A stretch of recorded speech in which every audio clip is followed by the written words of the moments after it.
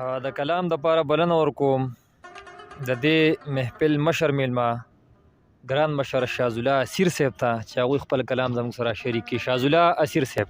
څو شعرونه چې د اوداس صاحب هغه دغه راله جذبات یې کړه باچا خان بابا یاد مونږ انقلاب له ورکوو تش د لفظونو سینګار مونږ انقلاب له ورکوو تش د لفظونو سینګار په عملي توګه هیڅ چا کې سربازي نشته دی.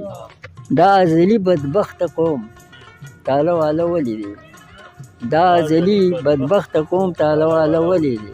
د انقلاب پوهه په دوی کې شعوري نشته دی، خو صحیح مکتب نشته، صحیح ورپکې درس نشته دی. د هغې غټه وجه دا ده رهبري نشته دی. غټه وجه دا ده رهبري نشته دی. روماني او غزل ووایم که تاسو وایي د زړګي کور ته مې دا نوې کډه چا راوړه، د زړګي کور ته مې دا نوې کډه چا راوړه، په زه یې د امن د ځان سره غوغا راوړه.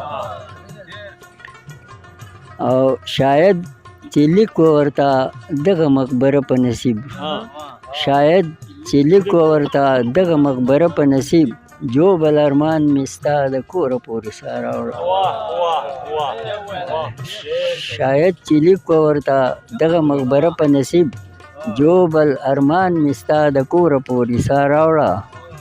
او د تیاره ژوند یوه لمحه راله رڼا که حسنه، د تیاره ژوند یوه لمحه راله رڼا که حسنه، خیر دی که تندرې خو ځان سره برېښنا راوړه.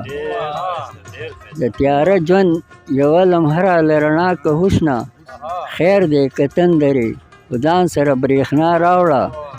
او لکه په زوړ پرېوتي قبر چې ډیوه کېږدي څوک، لکه په زوړ پرېوتي قبر چې ډیوه کېږدي څوک، داسې مې مینې زړه له نوې تمنا راوړه.